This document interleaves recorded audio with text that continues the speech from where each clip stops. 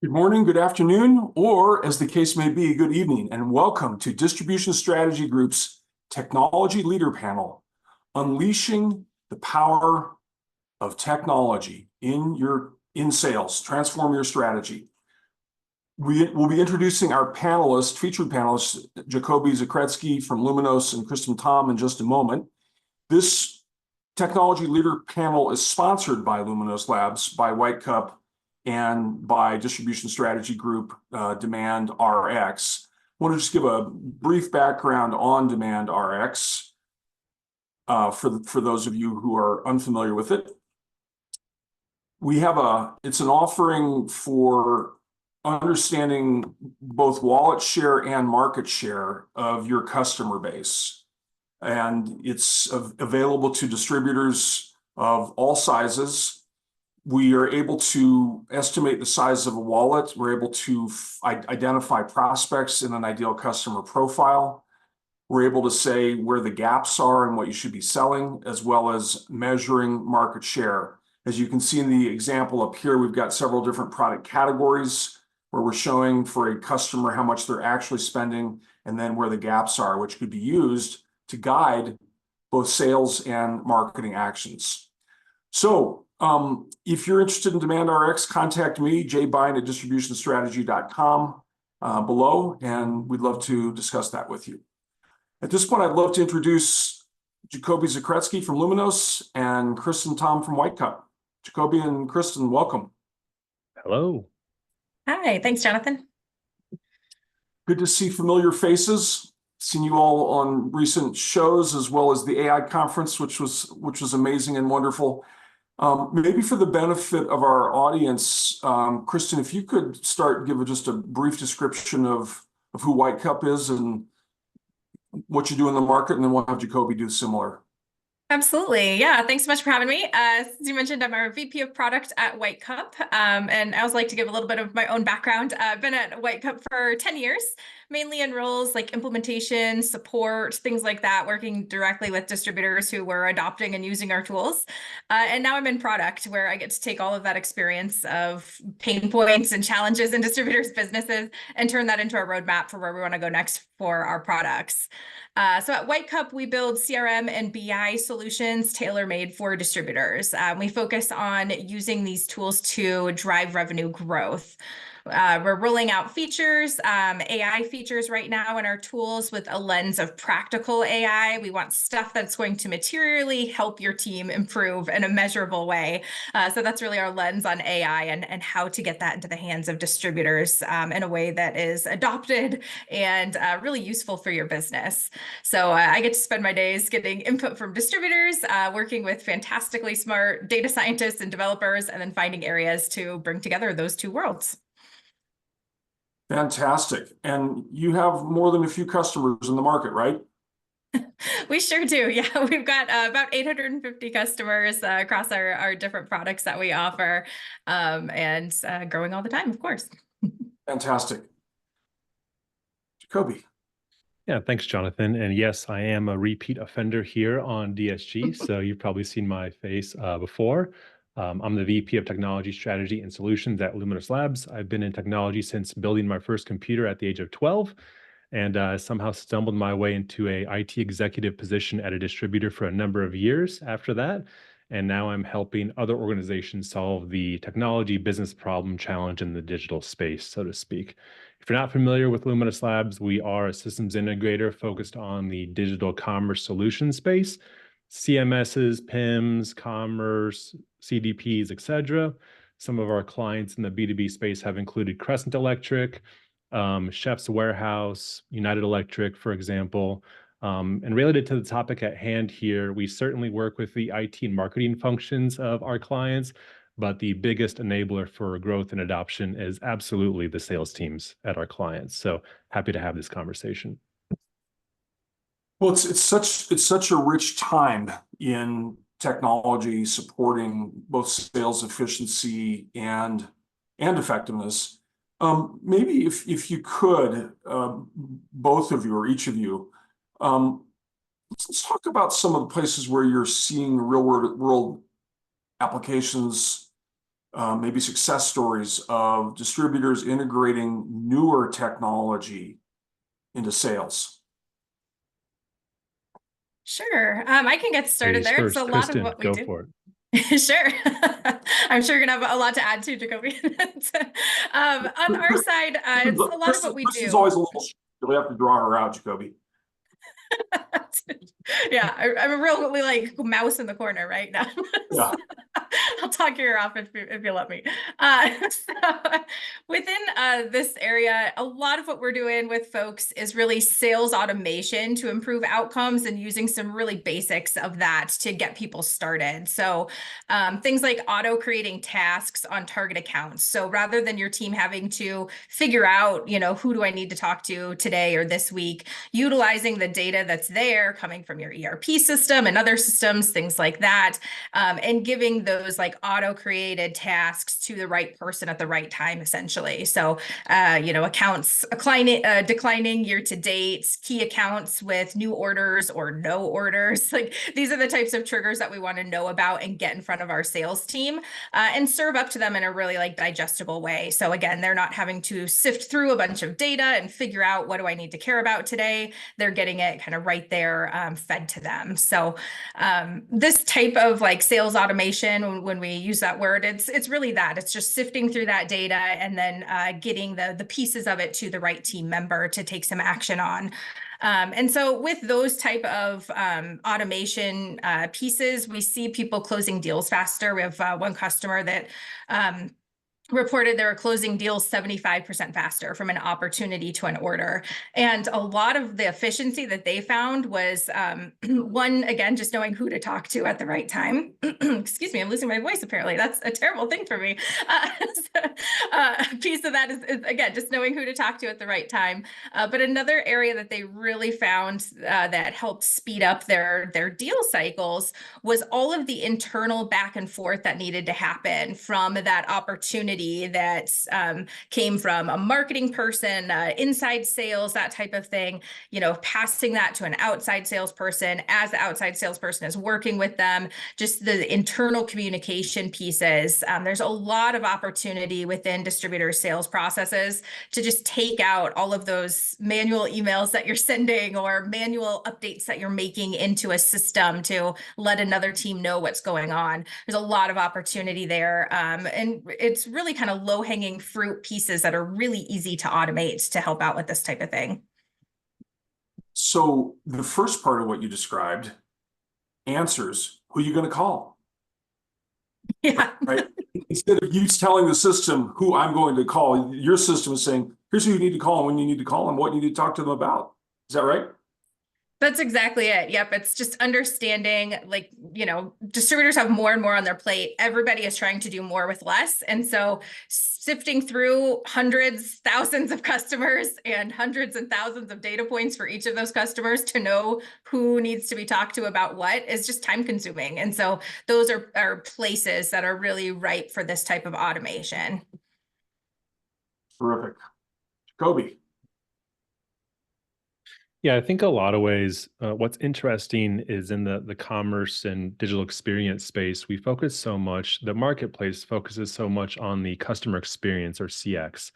And I think a little bit in B2B, that's somewhat of a misstep. And I like to think of it as a user experience as both customers and internal employees. Okay, so one of my core tenets in my previous job was if I could somehow get all salespeople to never have to log into the ERP again, using the digital commerce tools, we've won, right?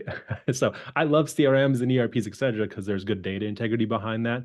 But because of the exposure with APIs and endpoints and things like that, we can certainly enable the same platform customers use to be the same platform inside sales, outside sales, quotations, project people use at the same time. And so I think in a lot of ways, to answer your question, Jonathan, the platforms like search and discovery, like HawkSearch, Algolia, Bloomreach, et cetera, that are all out there are definitely used by customers, but you would find a extreme amount of value in them being used by salespeople at the same time. We have two forces at play here. All of you in distribution are familiar with this, with aging workforce, and an industry based upon relationships. That's in one hand. On the other hand, is a bunch of new technologies to enable lots of things and interoperability between them. And those two forces combined have a little friction, okay? But if we can make them the same ecosystem, so to speak, I find that the salespeople maybe that haven't been around for 30, 40, 50 years don't have all those relationships. And it's really hard for them to remember all the specs of 300,000 SKUs that you sell. Okay. And so when you get those sales folks using the same search tools used on your website, you can suddenly start to create good behaviors and good product knowledge by doing so. So I think a lot of the same technologies our client or our customers use on the end customer side can be the same thing used by our internal employees. They can be seen as really no different in a lot of ways. So the internal employees would be essentially power users of this then, right? Absolutely. Absolutely. I think what's interesting in what you're alluding to, I talk about two different ends of the spectrum. There's the companies that are very tech and analytic focused, and then there's it's about relationships people. And what I hear you saying is we have to empower or integrate or enable both. We can't just be it's about analytics or it's about relationships. We have to bring these together.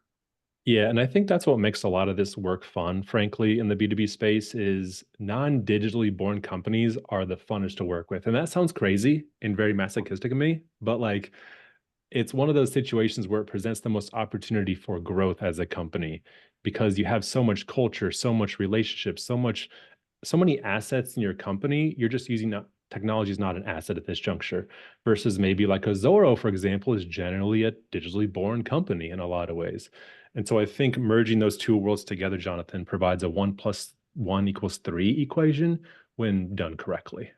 It can certainly give you a negative number when done incorrectly, but I think it can be a force multiplier in a lot of ways. The other thing I love about what you said, Jacoby, and this is kind of pulling together a couple strings that you mentioned there, is really focusing on the technology as the like tool, the means to an end, right, and not like the endpoint itself. And I think that ties in with what you just said there too, of working with these companies that haven't adopted anything and everything under the sun yet. They're still in that phase. Where we found a lot of success working with folks is especially with sales teams. The perfect example, both inside and outside sales, but we always like to pick on outside sales, so we'll continue to do that.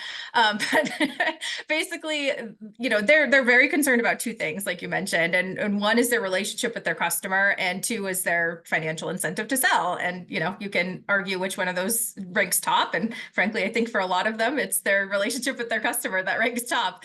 And so it's finding like those ways where this tooling and this technology can help them like enhance that human connection and really like spend more of their time there, that has a lot of success within these businesses. So it's not about removing that like relationship building piece of it. It's allowing them to spend their energy thinking about and like working on that piece of it. And that's where we see a lot of the like best adopters of tech. And like you said, some of those come from folks that think their teams aren't particularly tech savvy today, or, they think it's going to be a big hurdle. So one thing I should point out to our audience is we'd love to get questions. There is a Q&A button down there at the bottom. So we'll determine whether to answer it in the moment of you asking it or maybe to a later time. I'm sorry, Jacoby, was there something you wanted to add? No, that's great. Feel free, open book, here in a lot of ways. But, when it comes to, everyone says, and I'm an IT person, right? And generally speaking, I don't really believe in IT projects. I believe in like intentional business change projects that happen to use technology in a lot of ways. And so all of us, on this panel and probably on the calls have seen projects come up at our companies called the e-commerce replatforming project or the CRM project. Well, already we're applying a connotation to it that's IT and software centric, which is not usually the right move. It should be more like the initiative incentive, like, customer experience 2.0 initiative or something like that. That happens to have a CRM in the back end, right?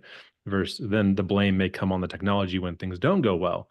Well, the technology doesn't really do anything by itself. And frankly, computers generally do what you tell them to do. And so I think a lot of it is just around people and processes. Well, let's stay on that theme of customer experience. So one idea that we've talked a little bit about is where the technology makes the rep more efficient or more effective. How does this affect? How do these sales technologies affect the customer experience? I think there's a lot of opportunity here, right?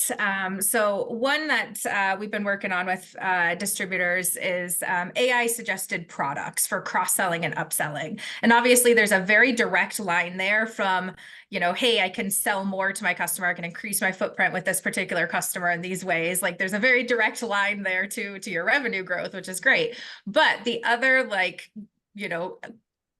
positive consequence of that is you can oftentimes reduce frustration for your buyer, your customer as well. So when you are suggesting these products, it's typically stuff that they like, maybe they don't realize they need this corresponding product today, and they're going to realize it when they're knee deep in a project next week. So by suggesting it now, again, you're serving that like trusted advisor role for them, this consultative selling model that's so important in distribution, and you can really like help them, ease their ordering process as well with some of this. And so it's taking that technology lens, and Jacoby, you said this really well, of like making sure it's kind of like people centric.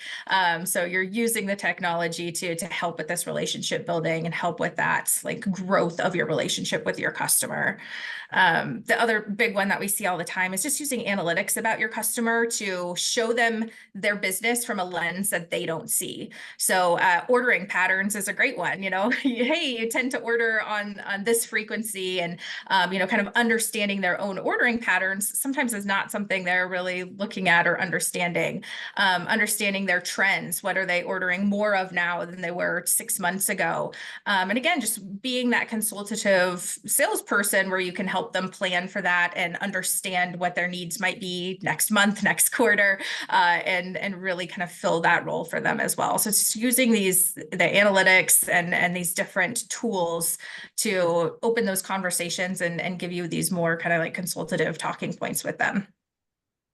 Yeah, I think in a lot of ways, the general rule of thumb that I have and people I work with have is we want to create a more informed user. And I say user again because we're trying to create a more informed customer with whatever we do. And we're trying to create a more informed inside sales, outside sales, et cetera, user as well. And the whole premise of that being, we want to create a unified experience from an offline to an online perspective. So when I do something as a customer, whether it's order online or go into one of your branches or whatever, the price, the inventory, the quote, the bid number, the project release, number, all those things are the same as what the person's telling me on the phone and what I'm seeing online. And so we don't want any dissonance between those two in a lot of ways, especially if it involves something like price. Hey, I saw this price when I logged in online, but now, Jonathan, you're giving me a different price over the phone. And if you're giving me a lower price, that's great, but why am I seeing a different price, for example? And so the whole premise of just the sales enablement piece is to create a more informed user versus the I feel anecdotal types of things, right? And that's really important. Yeah, e-com is a great example, I think, in this. And it's one of the biggest like missed opportunities I see today in distribution, where they have an e-commerce site that's up and running, and it's just running in parallel to all of their sales, marketing, customer service activity that's really not intersected into those. So, it should be kind of an extension and additive value to all of those other teams that are running, and be kind of an extension there. And it's one of those missed opportunities I see in distribution today, where e-com is just in its own little silo running in parallel, and we're hoping it and maybe expecting it to have a lot of dollars going through in transactions, and when we don't see that, we get frustrated, and instead of taking a step back and saying, hey, why is this? We just get frustrated with the tool. So yeah, I think it's a great opportunity for folks today. It's pretty interesting, by the way, that the comment here, because I always tell people, like, technically speaking, we can build Rome. Like, we can build the greatest version of Rome you've ever seen, but I can't make people live in Rome. Okay, like I can't make people live there. So the website and the experience can be resilient, it can be fast, it can be scalable, it can be flexible to your business model. But if we don't have salespeople as part of the growth engine, then I don't know what flywheel we really have to go off of besides the site's fast. And trust me, from an ROI perspective, sites running fast doesn't provide an ROI to the CFO. Okay, revenue and adoption does. So it's necessary. It is absolutely necessary. I almost want to treat the e-commerce platform as an internal tool, like a CRM or an ERP, versus a customer tool. Just that mindset in and of itself is helpful. Yeah, and having the, sorry, go ahead, Jonathan. Oh, you go ahead, Kristen. I was just going to add, like, having that visibility of what's happening on the e-commerce site available to your customer facing teams is so critical to that. So, you know, if you're the sales rep and you're calling up your customer, you want to know if they've been on the e-commerce site, even if it's abandoned carts. You know, that's really valuable information for you to know what they've been looking at, what they've been interested in putting into their carts, things like that. So just bringing those experiences together. And, you know, frankly, some of the distribution verticals that we work with, their e-commerce sites are tough for their customers because their solutions are hard to sell in that type of format. And so there's still a ton of value in having those. People want to shop that way and they're going to go there and check it out. So you've got to serve that need and fulfill it to the best of your ability. But then, yeah, having that tied into your typical sales process, it should all be kind of one giant process, not two different initiatives or two different processes. Yeah, otherwise the example that Jacoby pointed out, where you get one price from one channel and another price from another channel, is going to be commonplace and diminish the customer experience. We've got two questions from our audience now. So one relating to customer experience, optimizing. It seems that customer expectations and requirements are changing more rapidly than ever, thanks to AI, generational turnover, and other factors. Are you seeing this, and how do you help your distributor customers keep up so they know what customers expect and can take care of them? That's a great question. I'll take a stab here. So I think a lot of ways, you know, working with B2B companies, something that we do is obviously work with the functions in sales and marketing and IT, et cetera, operations, et cetera. And I would like to believe that those folks have a good pulse on what the customer's needs are. But sometimes I question if they truly understand what the needs are at an aggregate level, right? And so I think trying to solve for everyone's needs and expectations is very difficult. You have to really aggregate into pillars in a lot of ways and look at prioritization. It can be a very easy trap to get into of solving every customer's unique snowflake needs to the point where you diminish your value proposition as a company and who you are from a brand perspective. And so I think being intentional about not bending over backwards for everyone is really important. But what you do have to think about is, how are you different than the other distributor down the road, right? Like, what question I like to ask is, if your business were to go out of business tomorrow, like you're just done tomorrow, how quickly can your competition take over for you and do an adequate job doing exactly what you do? And if the answer is, well, they could take over the next day, critically think about your value proposition then, versus now it takes 6 months. Tell me why that is then. Tell me why that is. And so I think you do have to be mindful of the general trends of what customers needs from an expectation standpoint. But, you know, I wouldn't say take one piece of feedback and then act irrationally on that, right? I think you need to use broad strokes here and get it at an aggregate level. That's where things like a CRM are helpful to get feedback and where things are going from a sentiment standpoint. So I think that there's a little bit of reactiveness to it, but always being proactive and not always answering on behalf of the customers, trying to be proactive about that and foreseeing their needs and being that leader versus kind of just order taker, so to speak. It's difficult. It's not an easy thing to do. If it was easy, it'd be done tomorrow by everyone, right? So yeah, I would add to that with again, distribution can be so interesting. The different verticals can be so different. You have really commoditized pieces of distribution, things like Jansan and things like that, where, you know, going on a website and doing a little bit of research and putting in your order is fairly simple. You have others that are much more, again, configuration based, or you need more technical knowledge to actually put together your order. So it can be sort of a segmented answer here. But overall, I would say, understanding that what we see in our own lives as consumers, you know, we all want to go to Amazon and search for something and get 10 results, and we can pick based on reviews and price and, you know, a few different qualifiers and add it to our cart and it's here tomorrow. Like, that's what we're used to in our personal lives, right? We've all been conditioned there. It's going to continue to be more and more of the case in the B2B world and in distribution. However, like I said, a lot of distribution isn't that simple. It's not that easy to search, and the top results are the ones that are correct for me as the buyer. And so just looking at solutions that are going to insert that sales rep in the right point in the sales process is going to be continually really, really important. So as Jacoby mentioned, like, you're not just an order taker, you're there to help make sure that the customer is picking the right solutions for them. They've got the corresponding pieces that they need, the puzzle that they're putting together. You know, they've got sort of what they need out of your solution. It still is going to require that insertion of expertise into that sales process for a lot of distributors. And so that's what I'm really interested in looking at, and how can we grow that as we go forward, is understanding we all want that Amazon experience, and sometimes it's not the best thing for us as the buyer in certain situations. So how do we balance that, and how do we make sure that our sales teams are informed and able to step in and help out and make sure that those sales continue to go smoothly? One of the best things my former company did, by the way, was what's referred to as a voice to the customer survey. And that was done in a lot of different mediums, through online surveys, through in-person interviews, through group workshops, et cetera. And, you know, to answer the original question, it's ask.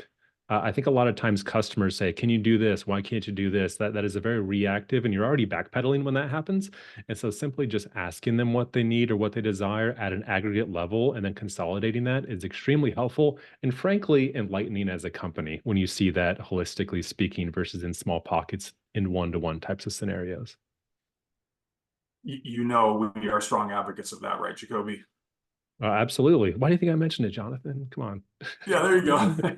So, so another question is there this is going to be really a question about tech stack. What is the tech stack that we need for sales? So is there an ideal number of systems a distributor should be utilizing? For example, CRM and ERP, as long as there is integration. Let's talk about what is the tech stack that you would expect for a smart distributor today. Great question, Scott. The answer is 7.5 systems, actually. That's exactly what you need. It's a great question, and one that something I always think about is going back to fundamentals here of like, what are we going to sell? How are we going to sell it? What are we going to sell it for? How are we going to get it to them? Like, and then you figure out based upon those answers what systems you might need effectively. Now, there's a whole bunch of other questions involved, like what's the price and all that other stuff. But in a lot of ways, you need, as a distributor, you need to figure out kind of the pricing, the fulfillment side, the WMS side, last mile logistics, pricing, inventory management, accounting system. If you're not familiar, a lot of stuff revolves around money. So you just look at, we need a FP&A or a financial system first and foremost. Anything, if you're creative enough, could be done in Excel. Okay, if you're creative enough, anything could be done in Excel.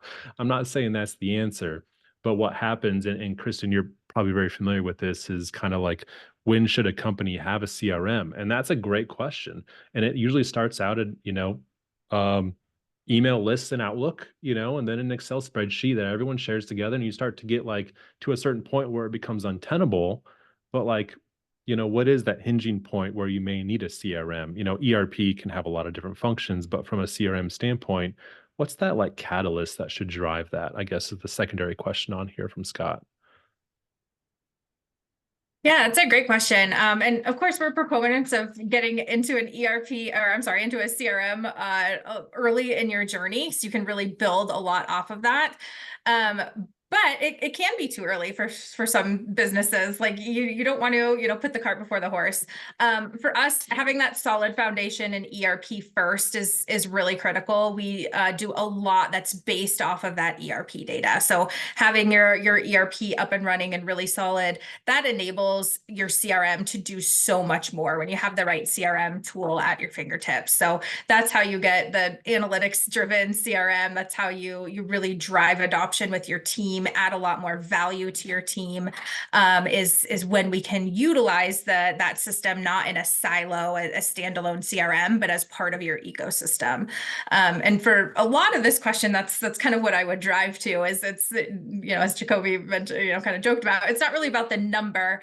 And there's a lot of these systems that are getting broader. They'll be able to do more for you within a single system, but it's really about how are they connecting with each other, and making sure that you have the ability to connect those different systems and grow with that within your business as well, because that need is going to be kind of ever changing. So having the ability to really have data passing back and forth and having that connection, keeping things in sync across systems, it's really, really crucial as we're talking about more and more data into your business, more and more data to each of your users.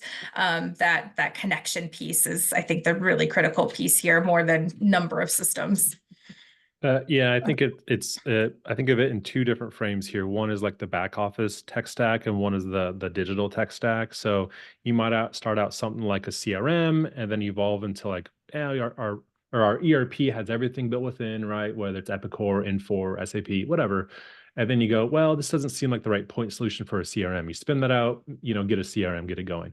And then you reach the point of diminishing returns in your ERP, and you feel like you need a WMS because you're doing some cool robotics things in the warehouse, you're doing some conveyor belts, okay. And then you're like, well, now our HR team's getting really big, I need an HRIS system, right? And then a pricing optimization system, and then a business intelligence platform, and all this other data warehouse, and it gets a little pervasive. That's on one end of the spectrum. The other side that I can say in the e-commerce space is starting out with a quite integrated e-commerce platform that is almost an all-in-one solution is a good start, baby steps here. And then you eventually advance into like your own CMS, because marketing's doing a good job. They're up-leveling their game, all this other stuff. You're creating your value proposition. And then, as you all know, nobody's product data is perfect. So you're like, well, I'm going to buy a PIM, and that's going to help me fix my product data. Won't do it by itself. You still need people and processes to do that. And then you'll go, okay, our product data is pretty good now.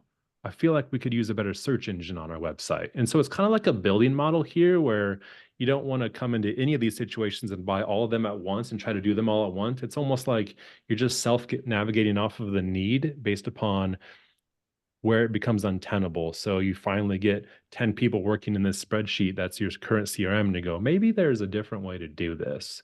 We should evaluate a CRM. It's less about like, it's kind of like having a baby. Like, no one is ever ready to have a baby. I had, 2 kids when I was really pretty young.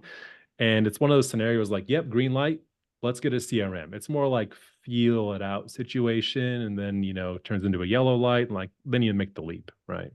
So Yep. I think a lot of it works like that.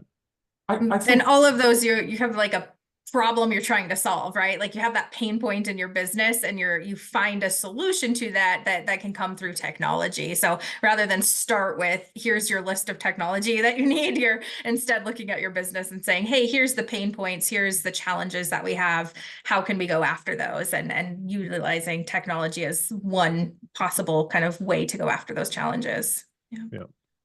if we think about CRM as the main thing on the sales side, I mean, e-commerce is a different thing. It has evolved to have its own identity at this point, and it has become its own integration hub. It used to be very dependent entirely on the ERP, but it has become it's got its own identity. And so now we're looking at, do I integrate marketing automation? Do I integrate any kind of business analytics? Do I integrate, web stuff? There's all kinds of things that you can integrate into a CRM at this point, now that it has its own identity. And I think that's a fundamentally different state than we were at, say, 5 or 6 or 7 years ago in distribution. If we look at the spectrum of this, and this relates back to Scott's question, there is the all-in-one approach. So the purpose-built systems, I would classify White Cup as purpose-built for distribution. maybe for manufacturing as well. Purpose-built systems tend to have an all-in-one approach. Something like Salesforce is integrate anything, everything, and that was how they made their fame. So I think those are different ends of the spectrum, but it does have its own identity at this point. Let's use this to shift into talking about data, because a lot of people are embarrassed, ashamed of their data. How should people be thinking about the data that goes into a CRM? When is it good enough? When is it not good enough? Help us out there, Kristen. This can be, I have this conversation all the time with distributors where they feel like just totally overwhelmed. We're talking about AI and things like that. And they feel like, hey, we haven't done the baseline of, like starting to use a CRM and actually adopting it in our business. Like, how can we be looking at AI? And they start getting just this overwhelm kind of, glassy eyed stare off, thousand yard stare there. What I continually tell folks is we're at a point, it's really exciting in technology where the tooling is actually going to help you with this. The barrier to entry to utilize some of these tools we're talking about, CRM, AI, all of these different like tools that are available to you out there. That barrier to entry has really, really decreased. Nobody has perfect data. Everybody thinks their data is the worst it possibly could be. And, I'm sure somebody is out there, but I've never had a data set so bad. We couldn't start pulling in data, starting to offer value, starting with, sales automation, pieces like that. And again, the tooling is there to help you out with that, not to provide a huge, 2-year data cleanup project you have to do before you can get started. That's really what, frankly, AI is good at this point is looking at these really large sets of data and figuring out what should I care about. And so from that, we can do a lot, even if you're feeling just totally overwhelmed. Hey, we've got an old system here and we need to clean it up. Those barriers to entry are so much lessened at this point. I would really encourage you to talk with technology partners and look at it in your particular case, because I can pretty much guarantee you can get started. This doesn't have to be a big scary mountain that you have to climb over the next 5 years of cleaning up data. We can help you get there incrementally and get you some value along the way as well. So one thing I might add, go ahead, Jacoby. I think it's important, nobody, I guess, was probably ever successful going, well, let's wait until our data is cleaned up and then okay, until we do something. I mean, we're working with a customer that does about 1.5 million a day online and just as much offline, and their data isn't great either, but they're still making headway, right? And is it perfect? No, by no means is it. But the general gut feeling is it's getting better. And so one of the things that organizations probably need to do is take a look at data and not think of it as one big blob, but put it into data domains. Customer, product, inventory, assets, put it into different data domains and then identify where your biggest bang for the buck is going to come when it comes to like value of fixing certain datas. So I see that happening a lot. And number 2 is I ask the question why a lot. Like when I look at a data domain, I look at like customer data, like customer number or something, right? Look at why is this a problem? And then you keep doing like a 5 whys exercise, and eventually it becomes like a people and process thing. And so one of the biggest tenets I try to get IT folks to think about is don't be responsible for all the data that exists in the organization. That is taking on way more than you probably should. Certainly be a custodian of it, be a shepherd of the data, meaning it can get to point A to point B, but you don't hold yourself accountable to being the accountable and responsible and to fix all the data. That becomes on behalf of the business units that own that data domain. Okay. And so oftentimes people will say, oh, I don't know, it's IT. It's IT. Well, okay. that's a different story. Trust me, IT doesn't want to know if this cost is right or not. They shouldn't know if this cost is right or not on an item in a lot of ways. So I think just taking small bites out of it, the easiest way to eat an elephant's one bite at a time. And that is very applicable to data. So I think that's the biggest piece that I would say. I think also in today's world, Kristen, you were mentioning what do we need to care about? I would say, what do we need to cure about? And AI is actually pretty good at curing data, right? That's one of the things that AI can do. So a question for you related to that would be, you mentioned that the deployments are easier than they used to be. Could you talk about perhaps the compression that you're seeing in a CRM deployment, Jacoby, as well? Yep. Go ahead. Yeah, for sure. So the tools available to us are they're rapidly changing, right? And what that means is that they're getting more and more user friendly with like every iteration. It really becomes easier to adopt these new tools than it ever has been before. And that's where I think it's a really exciting time to be in technology and to look at how this can really have real world impacts for our businesses. In addition to the sort of like monolith of my data's too dirty that we hear a lot of the time, the other piece that I hear from a lot of folks is like, hey, my team is not tech savvy enough to use these tools. They don't have a basis in data science and all of this stuff to understand this and really get the most out of it. And again, that's where technology can actually help us. So each iteration of ChatGPT, for example, becomes easier to use, less barrier to entry. And you're seeing that kind of across technology. So it's really about getting tools that are really intuitive. They don't require a ton of, training and initial kind of like input that you have to do to start using them. There's just so much available to you out there in that realm that I think that barrier is a little bit more in our minds than it is in reality today of like, hey, my team is not tech savvy enough. Like you'd be surprised that that old timer on your team is pretty good with an iPhone. He can figure out, this web-based application that we put in front of him with a nice UI on it. You'd be surprised. And again, it's just using those tools to feed like the right pieces to the right people. So you can always filter down and make sure that you're just giving what they need to do their job. And we see really great adoption that way because people want more information to be better at what they're doing. And so if you can feed that to them in a really digestible way, adoption kind of comes along for the ride. It becomes way less of a barrier than it has been previously. I think it's a great point. The user experience side, in my past and working with others, I think it's certainly intentional to maybe purchase a platform that has less bells and whistles and maybe isn't the Cadillac on purpose, simply because it's the good first step to get initiated into something.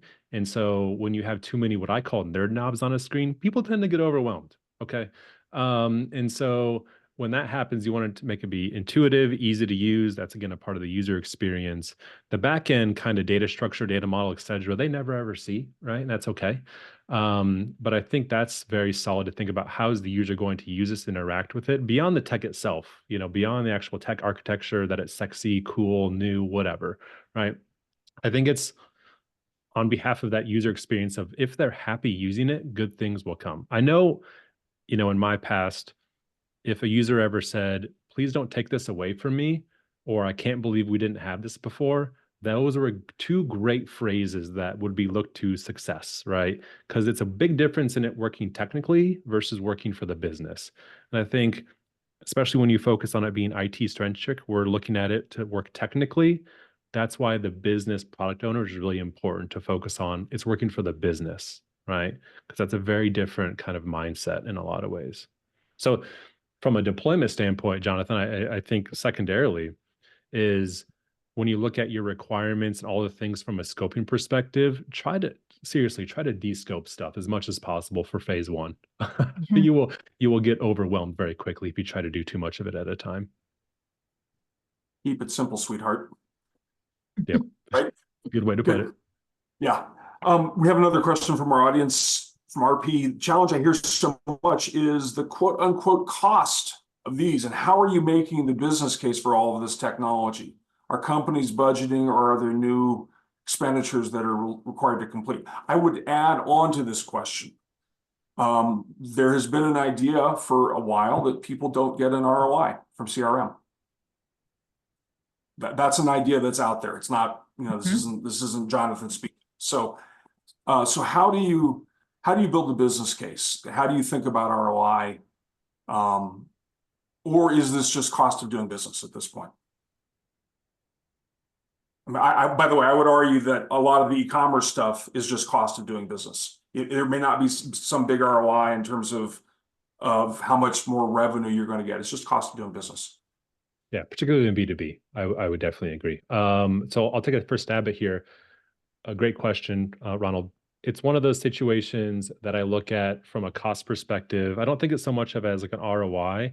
I think of it as what is the cost if we do nothing? And so I think that's a little bit scarier to look at. And so when you look at your competition going, look at all the cool things they're doing, X, Y, or Z. Well, there's definitely a cost being paid to do those things. There's no shortcuts here. Okay. And so I think staying stagnant is very dangerous. That's what gets companies in trouble from the value proposition standpoint. And so when I look at cost, I think about it in terms of risk mitigation from an opportunity cost perspective, meaning if we did nothing. Secondarily, I look at a lot of these things to when you're implementing a CRM, for example, or e-commerce or a PIM or whatever, and you're already doing those functions today through just blood, sweat, and tears. My big thing is we're already doing this today with people power. It's just not a line item on an invoice. It's on a P&L, so it's hidden down below everything. And those are tough conversations and questions to ask because nobody wants to do it. But I think by going through that rigor and actually doing those exercises, costs start to add up from a labor and time perspective very quickly, very, very quickly. And so I think just that due diligence in and of itself is required, but somebody has to do that work. Somebody has to do that work versus if you come to the table saying, I need this CRM, it's going to cost $100,000, $500,000, $1 million, whatever it is. And that's something they're not quote unquote paying before, definitely going to be a surprise. You have to like ease yourself into that conversation with a story. Got to be a good storyteller in a lot of ways versus just a single line item. You don't just buy customer relationship management with a piece of software. There's more to it than that. Well said. I don't know if I can add anything to that. I get very hyped up about this stuff because I had to do like a lot of the business case and things like that. But I know what stagnation looks like, and repeated stagnation is very dangerous and a trap to get into. And it's survival of the fittest, especially in this industry when there's a lot of acquisitions and consolidation happening. I think it's something you have to think about. So a related follow-on question is if we look at the digital transformation in this or in the automation, we hear from technology companies, they're talking about how all this technology is going to free up salespeople or inside salespeople to do more higher value functions or value added work. Do you have examples of distributors who've done a good job with this? Or is it really about making these people more productive in their current roles to take the pressure off in a really tight labor market? So is it freeing them up to do more stuff, or is it just creating more capacity in a growth market? Yeah, so it is freeing people up. There's a lot, again, of like low-hanging fruit that you can do to free people's time up. But what I find over and over is that if that is your main driver for adopting a new system, if that's your main value prop that you're giving to your end users, your sales team, customer service, things like that, your adoption is going to be rough. It's going to be a harder hill to climb, is what I've seen, if your main value prop is save time. So you can still do all those time-saving automations, automated email follow-ups, things like that. Like, of course, like those are easy to do and they're kind of no-brainers, but that shouldn't be like your main driver. We work with a distributor, and the owner of this distributor, he like frames this in a way that I just love, which is basically all of these tools and bringing CRM into their business and things like that. What it does more than in addition to the time saving, is it's giving their sales team more at bats, and with more at bats, they get more hits. And I love that framing of it because it's just so simple and so true.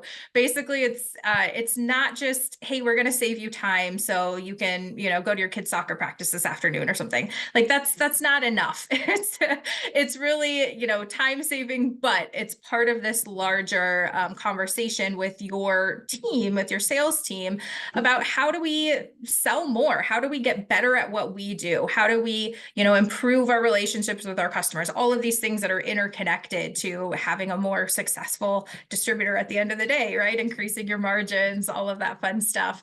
And so I think it's that framing of at bats that really like resonates with me, at least, of where it's enabling folks to have those conversations that are actually going to lead to a quote, to an order, to a sale, that are material to your business. That's the framing that I always go back to in my head. I just love how he put it. So. play it back. If I save 45 minutes or an hour a day, I can spend more time doing sales calls or doing sales follow-up, and that is the equivalent of the at-bats. Is that a way to think about it? It is. And again, I think the framing there is key, that sometimes starting with the like, hey, you can save time is not the actual way to frame it with your team, with the sales team at a distributor.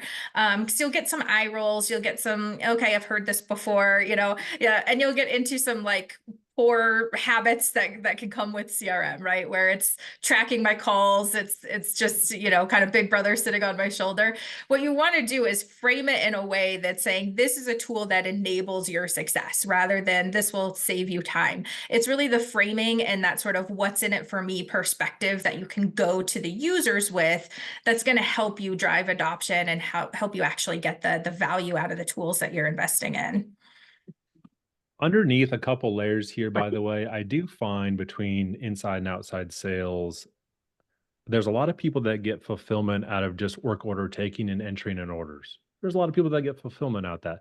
But I think below the technology, when you look at the actual what drives people, you have to evaluate that on an individual basis. Generally, I see a misalignment between the individual and the job description happening. And so I think when it comes to the folks who love the fulfillment of just manually entering in orders and that feels good for them, I don't know that that's maybe the best place for how you would define an inside salesperson. And there's a big difference in hunting versus cultivating. And so, Jonathan, your question is the good one. I think it's a little of both in terms of making a new ceiling plus adding more time. But I think a lot of it depends on the individual as well. Not everyone's created equal, and those job descriptions can vary wildly when it comes to inside and outside sales. I've worked with a couple of organizations now where the sales leader will say, Jonathan, you're one of the best salespeople, but you're lazy. And it's smart though, because the salesperson is using the tools to automate and using e-commerce as kind of the leverage point where they don't have to feel like they're running around sweating all the time doing certain things versus maybe another person is not lazy and working their butt off, but financially speaking, may not be having a bigger impact. And I think those are the truth is in the numbers and in the actions. There's no if, ands, or buts about that. This is such a rich topic. I feel like we could talk for another 2 or 3 hours on this. Absolutely grooving on this. I do want to sort of wrap up here and share a couple of the upcoming events that we have that I think will be of interest to our audience. So a week from today, we have a wholesale change show and very exciting CEO, Katie Paling Seymour from First Supply. She's I think a 3rd or 4th generation family member taking the company in new directions, legacy and innovation, leading First Supply into a new era. So very exciting things happening there. Don't want to miss that. And then on July 10th, how Zorro succeeds by helping distributors succeed. We're featuring Sandy Mattinson. Sandy appeared at our conference on AI. She's the president of Zorro. Another don't want to miss. Make sure to register for that. Thank you so much to Jacoby and Luminos and Kristen and Whitecup, and we look forward to seeing you in future episodes. Thanks so much. Thank you, everyone. Appreciate it. Mm-hmm.